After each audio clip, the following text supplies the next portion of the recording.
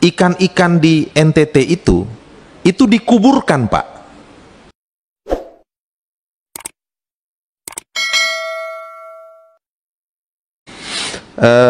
Saya tadi agak kaget, Pak, ketika Bapak mengatakan ada masa-masa tertentu impor ikan itu harus dimudahkan.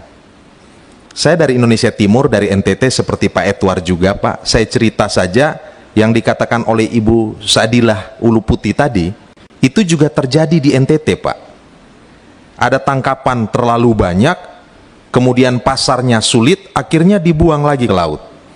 Bahkan ketika pandemik kemarin, ketika mobilitas barang jasa manusia itu menjadi susah, Pak, ikan-ikan di NTT itu dikuburkan, Pak.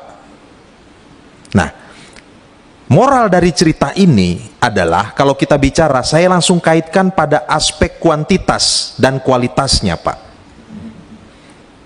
Kesimpulan saya, Indonesia ini negara super kaya raya, termasuk dalam potensi perikanan dan kelautannya, Pak. Indonesia negara super kaya raya. Tetapi Indonesia adalah negara yang miskin dari sisi visi tata kelola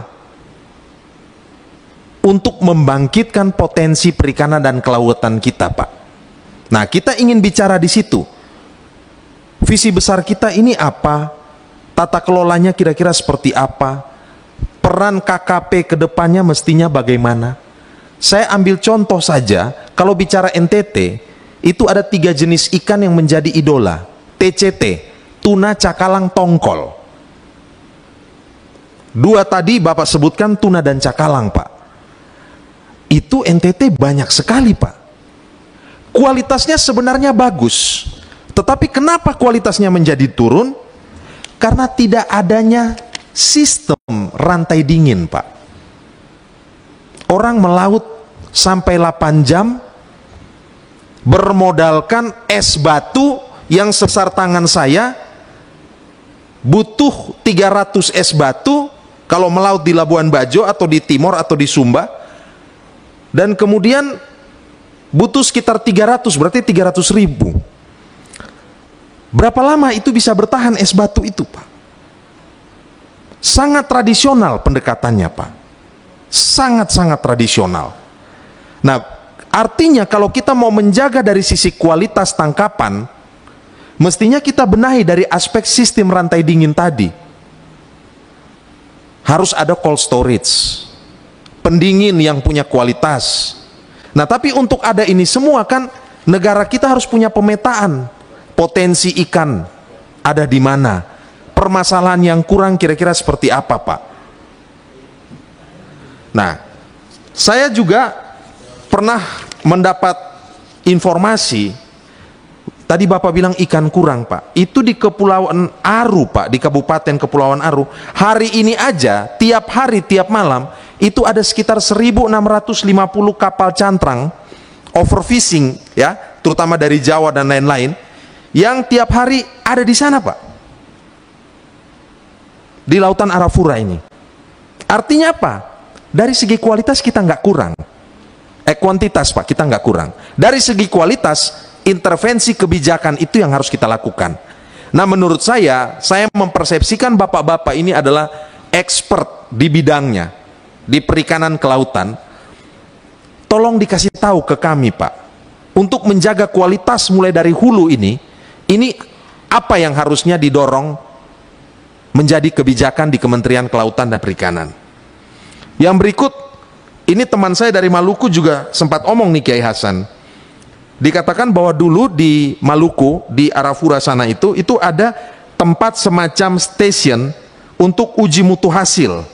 Tetapi sekarang di Maluku sudah tidak ada lagi, KKP pindahkan ke Sorong dan Bali. Padahal di Maluku ini ada 3 WPT, ya, wilayah perikanan tangkap, dan 38% perikanan tangkap itu dikontribusikan oleh ikan-ikan dari Maluku ini. Nah, ini juga mungkin harus menjadi perhatian kita untuk bisa kita dorong kepada Kementerian Kelautan dan Perikanan. Yang berikut, baik ikan maupun juga rumput laut tadi, mungkin yang perlu diperhatikan kalau menurut saya ya, saya dapat inspirasi dari penjelasan bapak-bapak tadi adalah soal bagaimana nih sistem pasca produksinya begitu.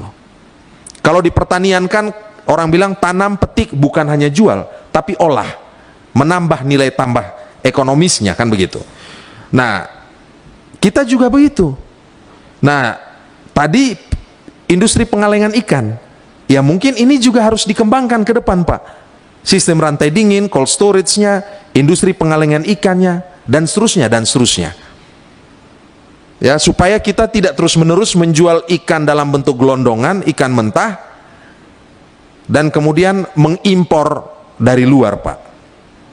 Nah, jadi menurut saya Pak, saya bukan ultranasionalis, bukan Pak, tapi nasionalis, makanya pakai Garuda di sini Pak, bukan hanya asal pasang-pasang aja Pak, beneran nih nasionalis. Maka saya agak-agak sedikit Pak Ansy bisa lebih cepat dikit karena kita sudah ditunggu sama asosiasi di depan. Saya kira cukup. Sekian dan terima kasih.